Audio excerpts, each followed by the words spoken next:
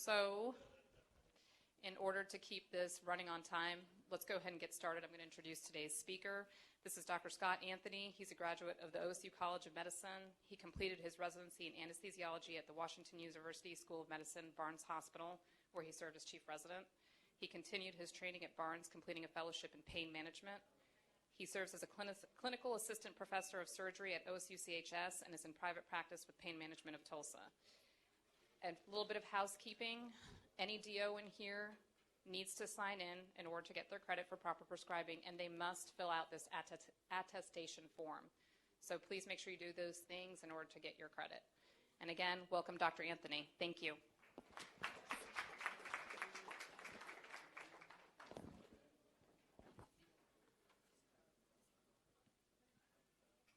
Well, we'll kind of get going. It's kind of a longer lecture, and I apologize for that, but I'll keep it brief. I know people have places to go. I got clinics. So what is it? Why do I name this expectations? Because we now have expectations on us as physicians.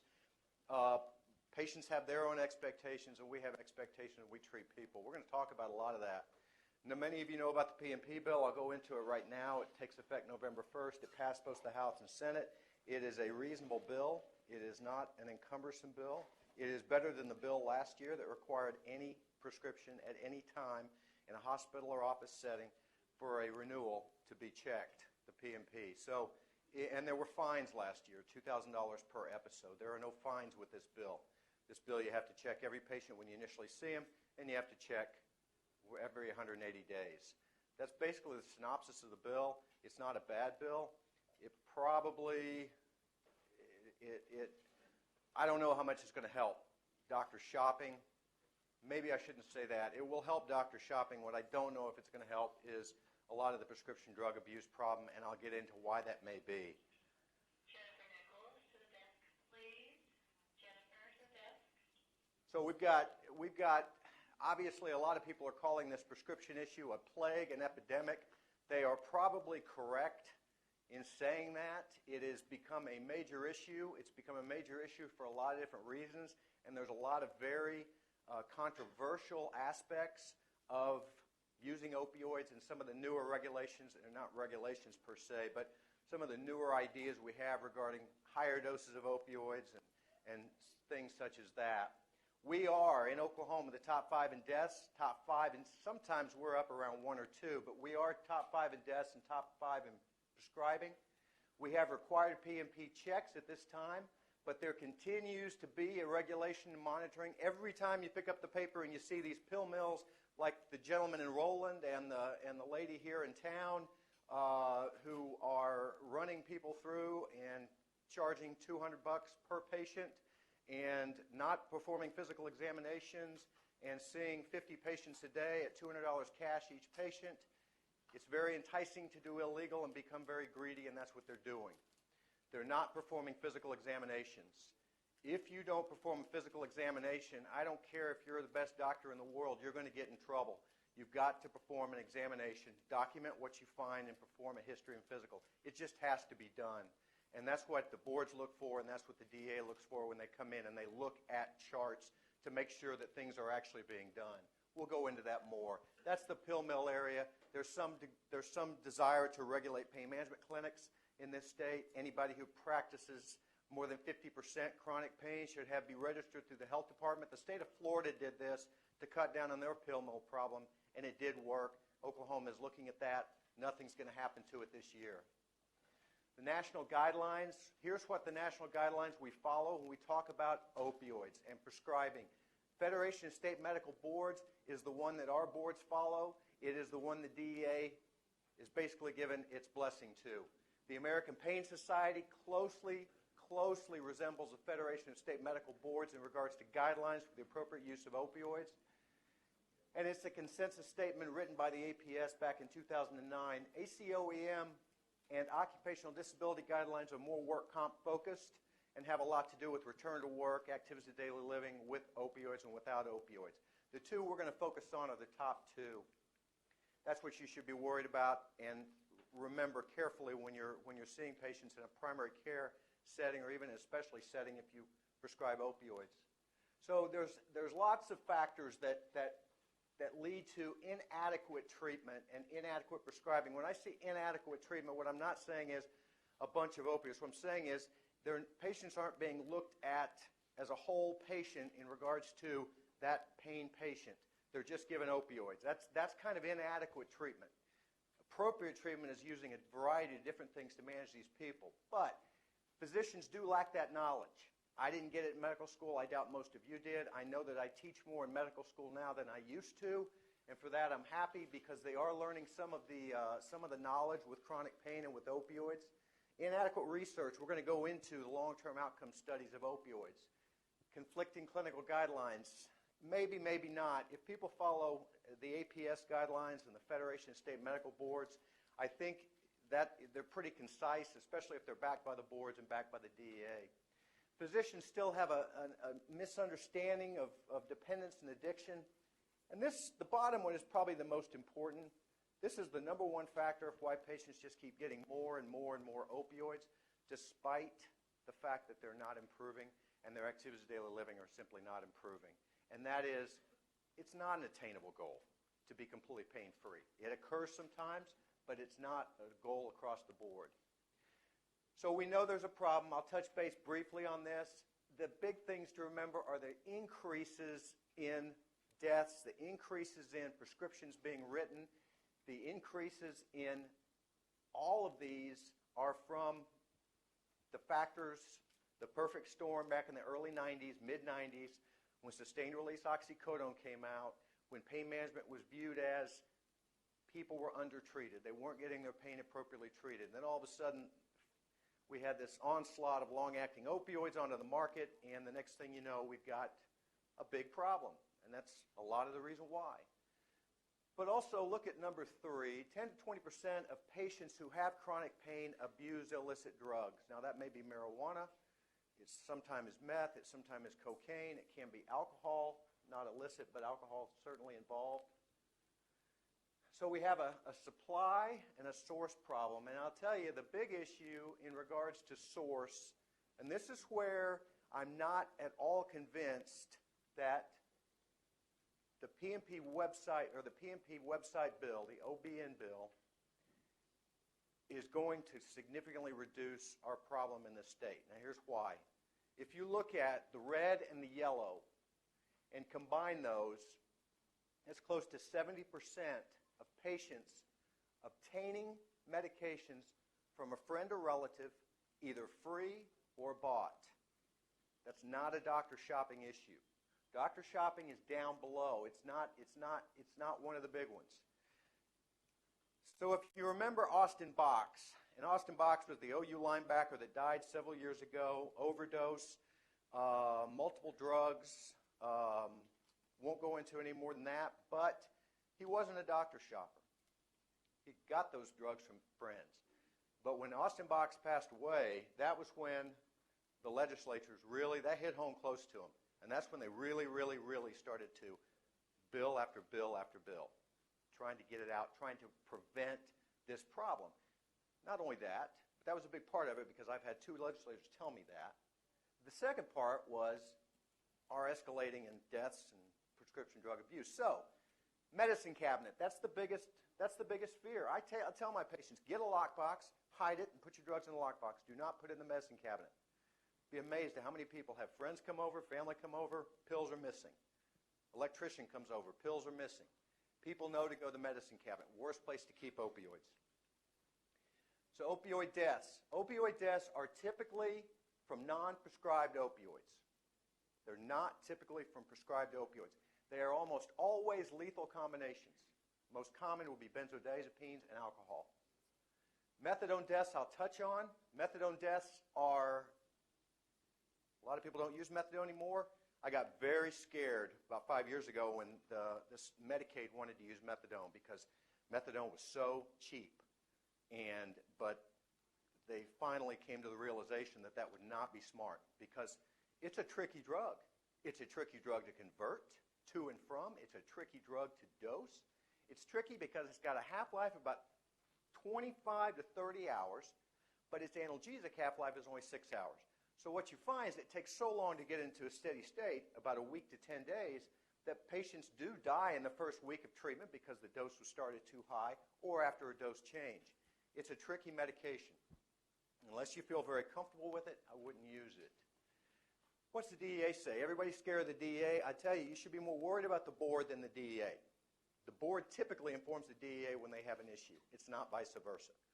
Sometimes it is, but usually it's the board informing the DEA. The DEA says you can prescribe opioids if it is in the course of your medical professional practice and for a legitimate medical purpose. So it is not family and it's not friends, it's not friends who you haven't examined, it's not family members, big red flags.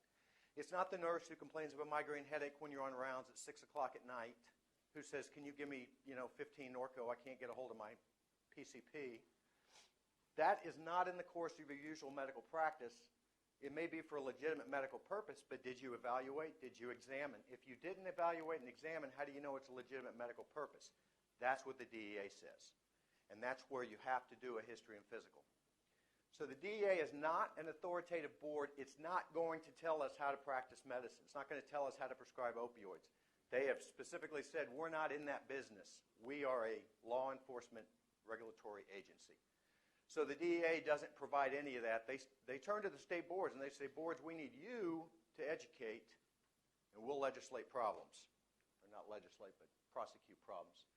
So legislative issues across the board, multiple states have performed multiple different bills. We've changed our scheduled drugs. We've changed hydrocodone to a Schedule II now. That's one of the things we've done.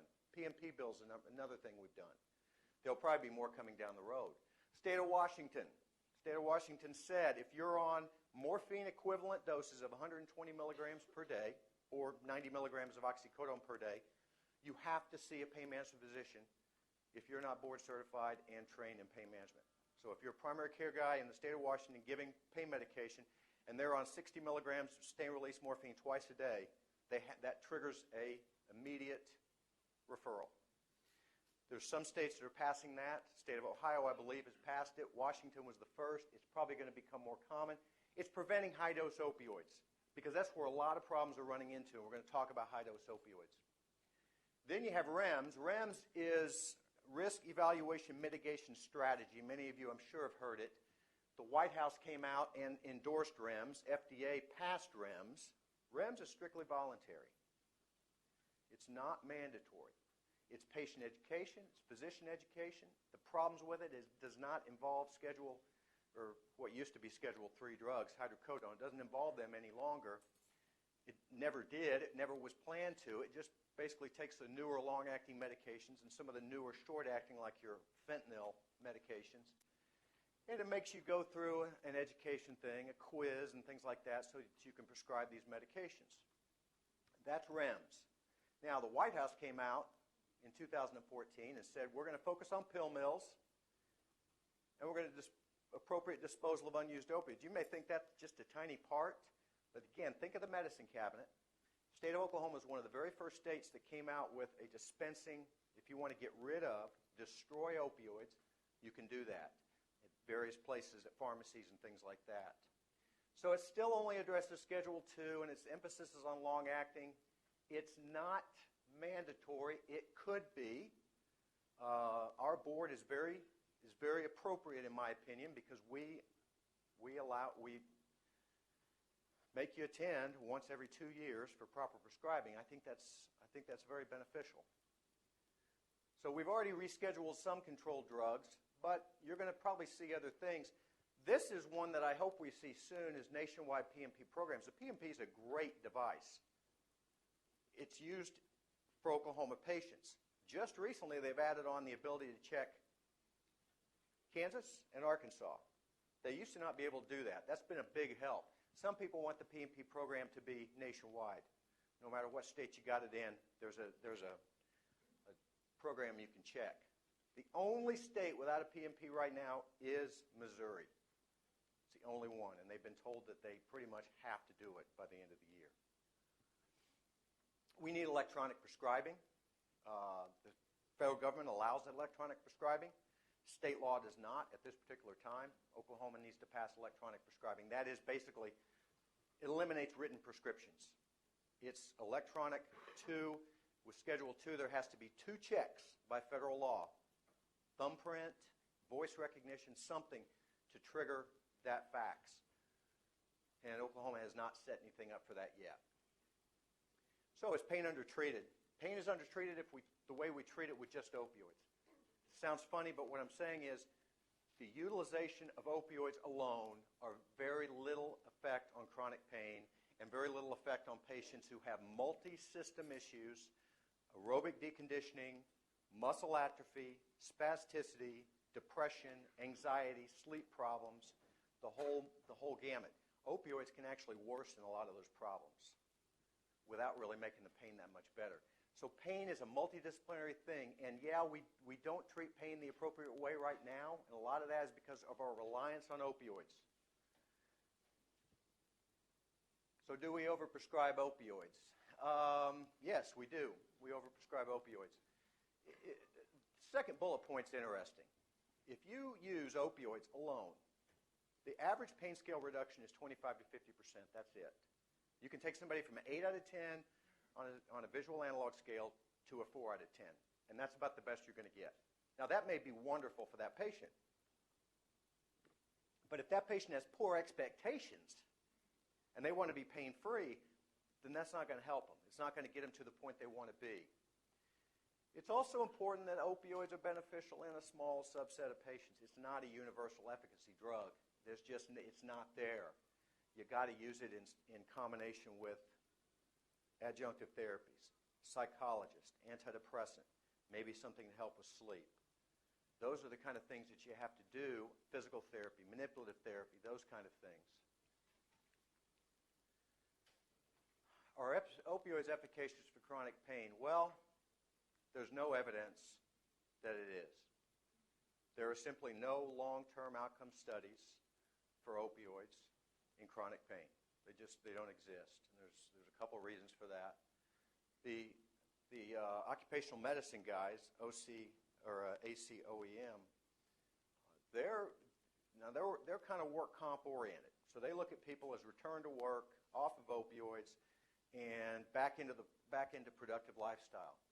They draw a pretty hard line with chronic opioids, but I thought we'd talk about them. Opioid use may be the most important factor impeding recovery of function.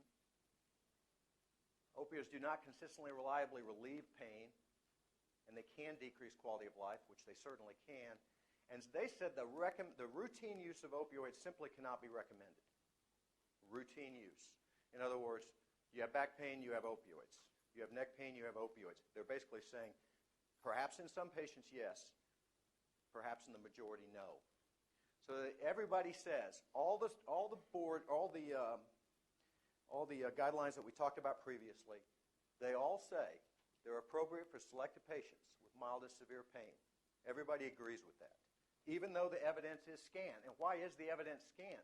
There's lots of short-term outcome studies that talk about opioids and the fact that, oxycodone's after a knee surgery or hydrocodone after a dental surgery and those kind of things. We have multiple of those. What we don't have is long-term studies, long-acting studies of long-acting opioids. We just don't have those. So a period of 5 years, is a patient with low back pain better off on opioids than not on opioids? There's high abuse rates. Remember, up to 20% of patients have abuse who use chronic opioids. There's a high dropout rate. And most importantly, it's very difficult to measure activities of daily living and quality of life and return to work. And if you measure return to work, yes, that's easier, but a lot of that is very difficult to quantify. So there is controversy among the groups. The American Pain Society, again, we've kind of talked about that. Carefully monitored patients. Patient selection and risk stratification. It's so important to not forget the small stuff of what we do as physicians. We take a history, we do a physical examination, we run the appropriate blood work and lab work that might need to be performed, the appropriate imaging studies that might need to be performed. I've looked at records for the board for physicians across the state. I don't like doing it. They ask me to do it. I'll do it to help them. I've seen notes that are SOAP notes of subjective, low back pain, objective, spasms, assessment, low back pain, plan, soma, Lortab, Xanax. Every month. And then there's a nurse note in there that the patient overdosed and ended up in the emergency room. And yet, when he comes back, it's the same thing. There's nothing mentioned about it. There's no counseling performed for it. There's no x-rays. There's no MRIs. There's no referrals to a surgeon. There's nothing. And so it's important. The other important thing is a lot of these people have significant depression, significant anxiety, significant sleep issues, and psychosocially, they're often at the bottom. They can't cope with it. They can't handle it anymore. And so that has to be addressed. And that's when I say, do we undertreat pain? We undertreat it the right way. We have to remember that there's so much psychological issues, and then we need to rule out other psychological issues that can be a major problem in patients with chronic pain, and that is somatic disorders, somatoform, bipolar, borderline personality disorders, those kind of things that sometimes we can't tease out, but a good therapist or psychiatrist can. Patients at risk, psychosocial issues without question, history of addiction to alcohol, prescription drugs, anything that they've abused in the past increases their risk of treatment failure and recurrence of addiction. Adverse childhood experience, huge issue. Physical and sexual abuse, dysfunction at the home, a lot of traumatic stressors, post-traumatic stress type stuff. Makes it very, very difficult to treat unless you've got somebody helping you from a psychological standpoint. Poor motivation, lack of insight. I see that a lot. It's probably one of the reasons why so many people fail. They just don't have a lot of insight as to what's going on. They don't have good coping skills, and they're just not motivated. Now, you can say some people may not be motivated because they've got significant depression, anxiety. I get that. Hopefully that can be teased out and made better. Patients on disability and Medicaid, not being prejudicial, but the studies show they don't get better with chronic opioids. They typically will get worse. And the bottom one is unrealistic expectations. I ask all my patients the first time I see them, what do you want from seeing me? And invariably, one of the most common answers I have is, I want to be pain-free. And this particular person's had 6 lumbar surgeries, scar tissue, epidural fibrosis, arachnoiditis, spinal stenosis. They're not going to be pain-free. But as long as they hold on to that hope, then you're not going to be on the same page. So I don't tell them as a negative. I try and coach him and tell him as a positive. And this takes time, but it's important to focus on that with the patient. Theirs are never the same as yours. This is a new concept. This is a new issue that's been present for probably the past 3 to 5 years. It is becoming more and more prominent in the literature, and it's becoming more and more clear that exceeding morphine equivalent dose, most people quote 120 milligrams per day of a particular medication, have an issue with some of these we're going to talk about. When I say morphine equivalent dose, what that means is daily dose of morphine, or its equivalent, which again, with oxycodone and hydrocodone being 1.5 times as potent as morphine, that would be 90 milligrams of both those drugs a day. Now, a lot of people go over this every day. Patients on 40 milligrams of sustained-release oxycodone, that's 120 milligrams. That's over the MED. Some people have said the MED should be as low as 30. I think that's crazy. That's 2 hydrocodone per day. But some people say it should be over 30. Now, the reason the cutoff point is because all of a sudden, above 120, some people as low as 100, side effects, poor function, and 9 times increased death rate, especially if combined with other substances such as benzodiazepines.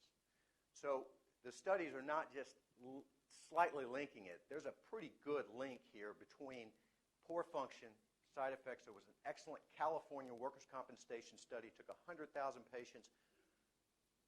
Stage 4 or grade 4 was on high-dose opioids, 2 times high-dose opioids.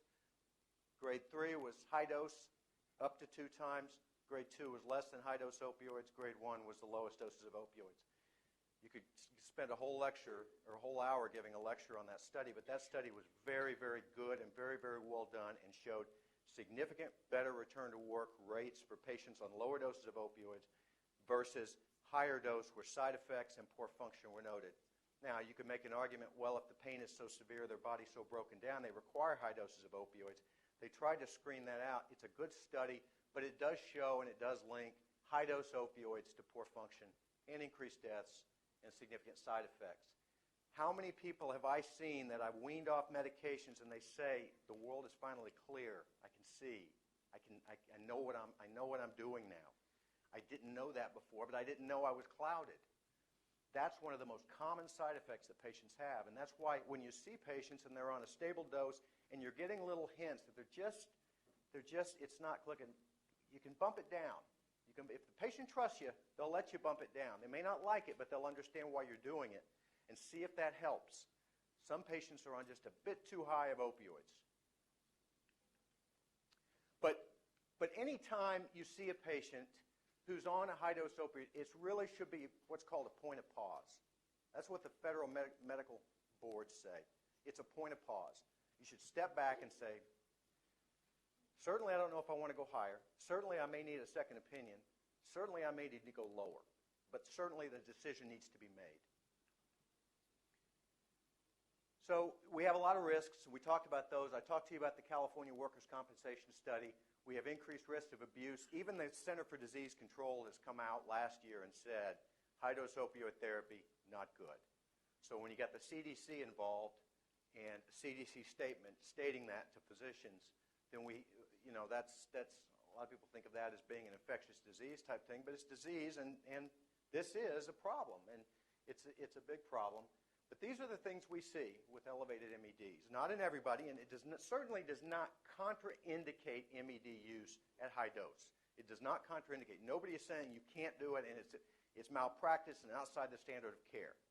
But what they are saying is it should be very, very careful with how you do it. So it increases the risk of opioid-induced hyperalgesia, which is another point of discussion now that we're going to get into that has been a lot of literature discussion over the past probably 3 years, but certainly more in the last year. What is opioid-induced hyperalgesia? I put pro-nociceptive effect. I didn't mean to do that. It's an anti-nociceptive effect. Nociceptors, the sensory nerves that synapse into the posterior horn of the spinal cord, the dorsal horn. What we get is we get a reverse. It's typically seen with high-dose opioids. Typically not just at 120, but we're talking maybe double high-dose opioids, maybe 240 or something. What happens is that you get a reversing of the system. The hypersensitivity that occurs in the dorsal horn secondary to so much opioid has now caused hyperalgesia. It's caused hypersensitivity. These people come in and they hurt all over. They hurt all over, and it's not fibromyalgia. They actually have skin hypersensitivity. They oftentimes have side effects. They're oftentimes sedated. But it produces a widespread pain.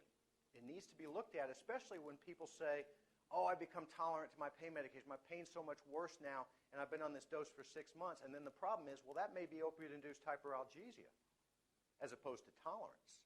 Because tolerance is not that common after the first 6 weeks of treatment in chronic pain on stable opioids. So sometimes what happens is you're developing this opioid-induced hyperalgesia, worsening the underlying pain. It's due to a neuro effect at the posterior horn, and you increase the dose because you think they're tolerant, and all of a sudden you're just fueling this more and more. Hyperalgesia has been proven in mice, it's been proven in rats, it's not been proven in humans because how are you going to do it? And that's the issue, but there is enough data to suggest that it is a real entity in human beings. So what is chronic opioid therapy? Should we even embark on it? And if we do embark on it, what does it really want, and what do you need? You need a compliant patient. You do not need a patient who misses appointments. You do not need a patient that loses their pills. Those are the kind of people that I should take care of. If you're going to take care of them, they need to be really compliant patients. If you're taking care of them in a primary care setting, they need to be compliant patients.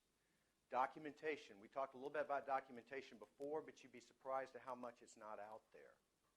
Close monitoring through follow-up. None of the boards, none of the guidelines say that you have to see a patient every certain interval. None of them do. It is recommended that you see them at the beginning of treatment at least every month for 3 or 4 months, and then maybe every quarterly after that, or maybe every 2 months. Don't see them every month. But if they're having problems, you need to see them sooner. Or if there's problems with their prescriptions, abuse signs, you have to bring them in and counsel them. We need to all learn how to assess opioid-related side effects.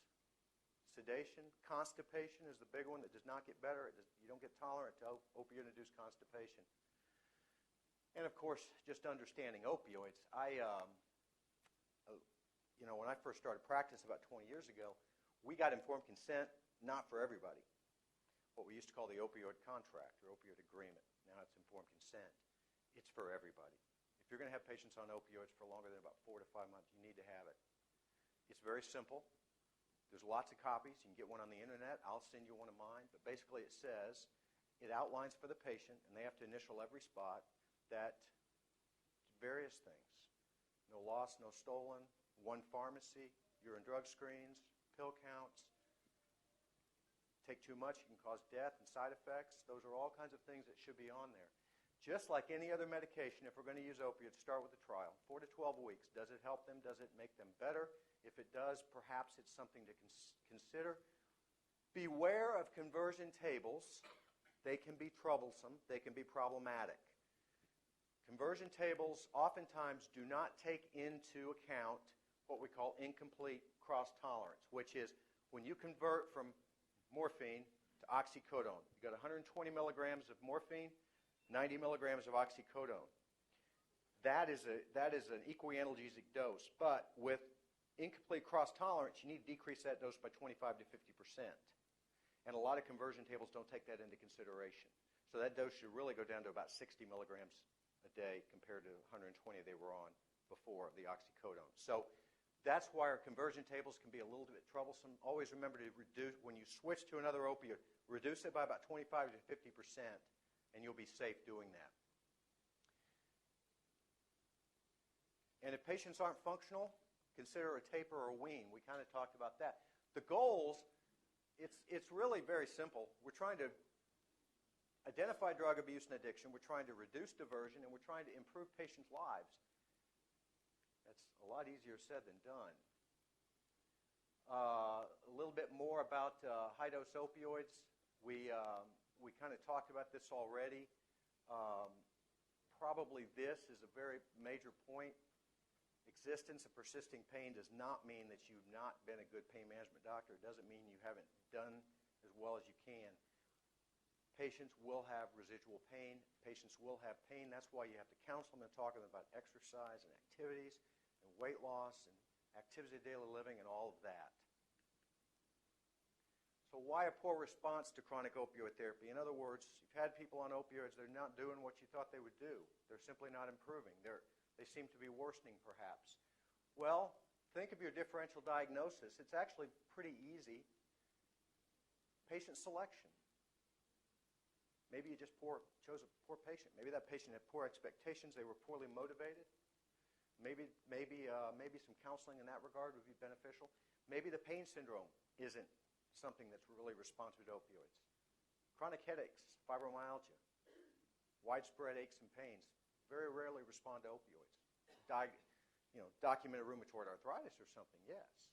But fibromyalgia, myofascial pains typically don't respond nearly as well.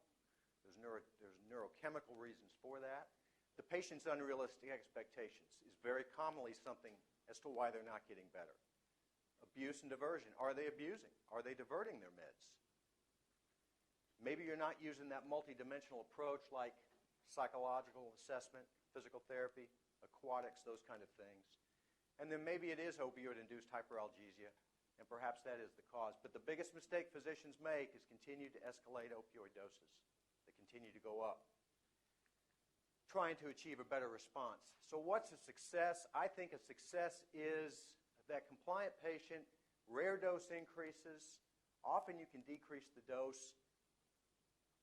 It is the 65-year-old lady with rheumatoid arthritis that's failed the biologics and has had some joint replacements and continues to hurt, but is very active and very functional and wants to get out and do things, takes her opioids like you ask her to, does well with her opioid therapy, no signs of abuse and diversion, good, no signs of side effects. That's a good patient. That's the patient you want to see. They don't expect to be pain-free. They just want to be able to live a better quality of life.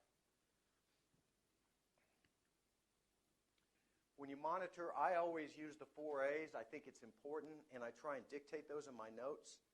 The 4 A's are analgesia, activities of daily living, abuse or diversion, and adverse side effects. That kind of covers it. If you put that in your chart, you've kind of covered whether it's helping, whether they're showing any signs of abuse or side effects, and if it's helping them function. Because all of the guidelines talk about the goal of opioid therapy is functional improvement, not pain relief. Pain relief is good, but pain relief is subjective, and pain relief varies from day to day. Activities of daily living are what we look for. Why does pain change? Pain is never a static condition. Pain fluctuates. It fluctuates mainly with psychological stressors. It fluctuates with weather. It fluctuates with activity. And when you have a patient that comes in and they look like they're worse, you have to ask, why are they worse? The differential tells you. But also think about the fact that they've got a disease. Maybe their disease has taken a turn for the worse, especially seen in cancer patients. Recurrence or something like that, or spread. And then consider psychological factors.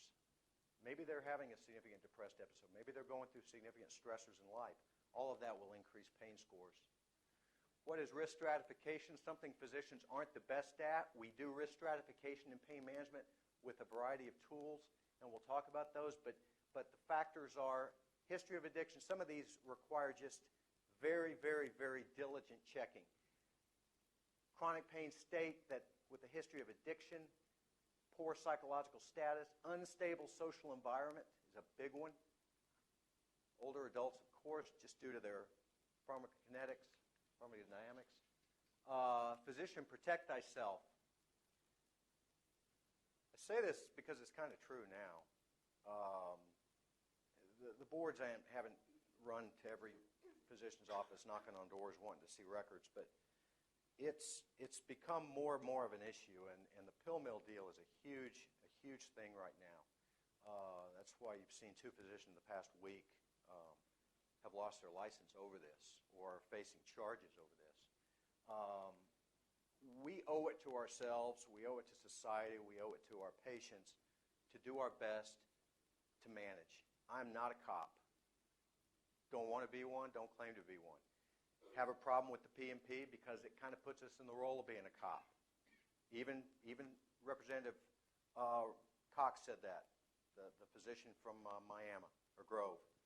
He said, I don't like putting physicians in the role of being cops, but yet you kind of are. What are you supposed to do when a patient comes in and they've been obtaining medications from a surgeon because they had knee surgery, yet they're on chronic opioids from you? Some people would view that as doctor shopping. I would view that as a common thing where a patient went and got surgery and they got post-op meds. Perhaps they shouldn't have got post-op meds. Perhaps somebody should have called me, or perhaps we should have talked with that physician. But the question remains: what does the Oklahoma Bureau of Narcotics see as doctor shopping, versus what do physicians see? They're law enforcement. We're patient care. There's a big difference between the two. Urine drug screens are highly helpful. I would suggest if you're going to dabble in this stuff, do it the right way. I would suggest that you do urine drug screening if you're going to use chronic opioids, long-acting opioids. Those are the kind of things. We're not talking about the person who got a back strain and you put them on hydrocodone for a couple of weeks. These are people that you're going to have on opioids. It's helpful to get a urine drug screen. You do point-of-care testing in the office and then send it out for confirmatory testing if indicated. It's going to tell you a lot of different things. It's going to tell you certainly if the drug is in the system or if it's not in the system. And it's going to tell you if there's any illegals. And it's going to tell you if the drug or if there's another prescribed drug in the system. That adds a whole other layer of interpretation and appropriate response. Because if you're going to order, if If you're going to order a test, this is what Medicaid says. If you're going to order a test, what Medicaid says about urine drug screening, if you order a test, you've got to have a response. You can't just order an MRI and stick it in the chart and never look at it and never talk to the patient about it. It's a waste of time, waste of money. But the same goes for urine drug screen. You can't just do a urine drug screen, stick it in the chart, and just say, I did it, and not address the issues that might come from it. I mention that because that's actually more common than you might think. Urine drug screening is all new patients and random after that. I don't do them regularly because patients know, and there are ways to cheat it, and some patients are very good at it. Triggers for UDS, any sign of abuse or diversion, suspicious activity, lost prescriptions, and phone calls. Phone calls from concerned family or concerned somebody saw the patient selling drugs at Sonic in Pryor. You know, I've heard them all, and some of them are laughable because you tell somebody he's got a grudge to pick, but they all have to be followed. They really do. Patient has to be brought in. Patient has to be given a urine drug screen. I can't allow, if I got somebody calling and saying they're selling drugs to kids, I can't really just say, well, no, they're not, and don't do anything about it. I don't think that's appropriate, and neither is the board. So pill counts come into play. If a patient is negative for their urine, is negative for their drug in their urine, and it's not towards the end of their pill cycle, if it's in the middle of their pill cycle, where are their pills? So we make our patients bring their pills to our appointments, and so that we can check them if we need to. And if we do a urine and confirmatory testing shows it's not in there, and they're 2 weeks into a prescription, we make them take their pills to a pharmacy, an outlying pharmacy, if they live a long ways away, or bring them to us if they live within 60 miles. We make them do it within 24 hours. If they don't comply, we don't write meds. Why? Because those pills are somewhere. If they're not in their system, they're somewhere. And they could be abused, they could be lost, yes, but they're not there, and the patient, if they don't be honest, a compliant patient, tell the truth, explain, then there's really no point in giving them any more pain medication.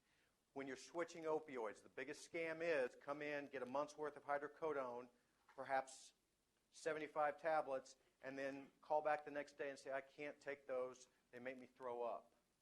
Well, then you need to bring those back into us. Well, I flushed them down the drain. You're not going to get any more opioids until you bring those in and we can account for them. And when we account for them, we dispose of them. That's how you do things, and that's really the way you should. You just don't want free opioids out there. Monitoring concerns, I was worried that it would be very worrisome and demeaning to patients. It's not. They understand.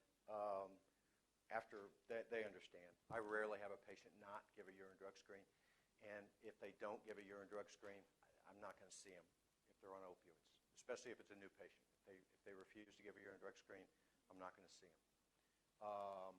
Because to me, that shouldn't be something that is that difficult to do if we explain it to them. Common mistakes. Continued escalation of opioids. Said it once, I mean it 1,000 times over. It's just not the way to go. Once you get up to 120 milligrams of morphine equivalents, you should really point a pause and step back and say, what's going on? We got to address those psychosocial issues, and we fail to use monitoring systems. The P&P is not that hard to use. It really is very easy, and the new bill makes it where your staff can do it for you. It's very easy to print off all of your chronic opioid patients that you're going to see that day in about a 5 to 10 minute period of time and have them. They're easy to read. They're easy to look at. Difficult situation. Remember that pain is subjective. The pain is subjective. Why the poor response to opioids? And again, some people would be better off. I talked about how we're not law enforcement officers. We're physicians. We kind of view things differently. Lost or stolen prescriptions, we don't refill those, and we counsel them. We bring them into the office. We sit them down, and we say, how'd you lose it? Where'd it go? Those kind of things. I don't really care about police reports. You can say that anything was stolen. You just have to tell the officer that this was stolen. They'll write it down, but it doesn't mean a thing. It doesn't mean anything.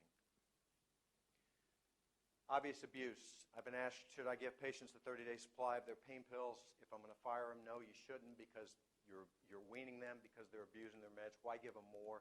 Why give them that loaded gun? wean them. And if they're on high doses of long-acting, put them on a patch at low dose to prevent withdrawal. Give them clonidine to prevent the response that you get with withdrawal. Those kind of things. Withdrawal is easy to treat. Contact law enforcement agencies if it's a blatant forged prescriptions, any theft or larceny of prescriptions that you're aware of by a patient. You really need to call the police. They may or may not be able to do anything about it, but you've done the due diligence. Obviously you don't do that for patients who use their medications too quickly each month and things like that, but for obvious abuse issues and diversion issues, I think you should. I contact their other physicians, including their primary care and the pharmacies they go to. This is the one thing that I think everybody should be aware of. And this came out in 2006 in the Federal Register. You can't prescribe to patients who are abusing or diverting their drugs. You just can't do it. You have no ground to stand on when that occurs. So what the board's view is inappropriate, inadequate attention. You're just not paying attention to the lost prescriptions, the emergency room visits, the doctor shopping, the abnormal P&Ps. You're just filing it away, and you're not really paying attention to any of that stuff. It's more common than you might think. And then that goes along with monitoring. You're just inattentive to monitoring. Not only are you inattentive to monitoring, you're inattentive to really talking to the patient about, what their problem is and educating them and their expectations. Physical examination and history you're not performing. Board's view inappropriate is dose escalations, just dose escalations without really documenting why you're escalating that dose. Why are you doing it? Are you doing it just because of subjective findings, or are you doing it because of physical exam and you examine the patient findings? Excessive opioid doses, they are looking at 120 milligrams of morphine equivalents and above. And not using tools for risk mitigation. In today's age, it is not, I would almost go so far as to say it's almost standard of care in regards to the utilization of chronic opioids is urine drug screens, and I think it should be done.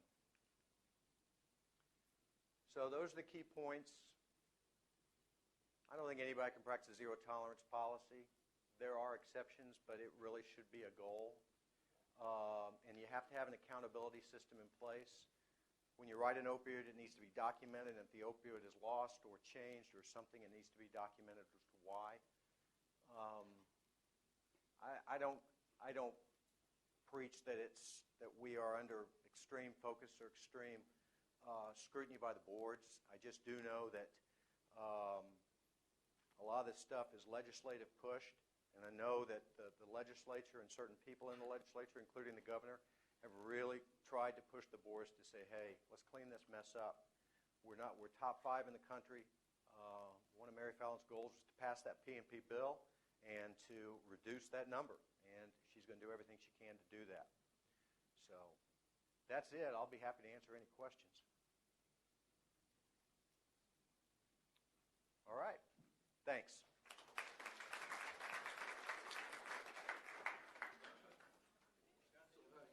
What's up, man? I didn't even see you sitting down there. I snuck in. Yeah? Just getting out a big case. Yeah. Down here. Anyway, go ahead. How you been? Good, good. How many guys in your group? We have about 6 or 7. We also have done plastic surgeries with this and eye surgeries with this. You ever go to any outside places? I go to Osh. We all go to different places. I go to Osh and once in a while do some scopes. Yeah. And a couple of St. Francis once in a You ever while. thought about going out to Tulsa Spine? I think Ducky goes out there, but I haven't. Well, we're going to open an endoscopy area. Oh, really? Ooh, that's very interesting. Yeah, we're going to open an endoscopy area. And then we've got a couple of general surgeons, but Justin Atherton goes out there a bunch. Okay. And then a lot of those guys, when they do their anterior fusions, they need somebody to open for them. When's that going to be open? Probably, I would hope, by first part of the summer. Do you have a physician liaison contact or something that you can get with our group? I'll do it. Have I'll do a it. call. Yeah. Thank you. Our whole group's going. We do everything. Cool. And there's nothing political there? Going out there? From your guys' standpoint, being with Mercy? Before we were, it didn't matter. we're employed by medical school, not by the hospital. So we Oh, go, okay. we go Oh, over cool. town. Okay, cool. Super. I'll have somebody give you a call.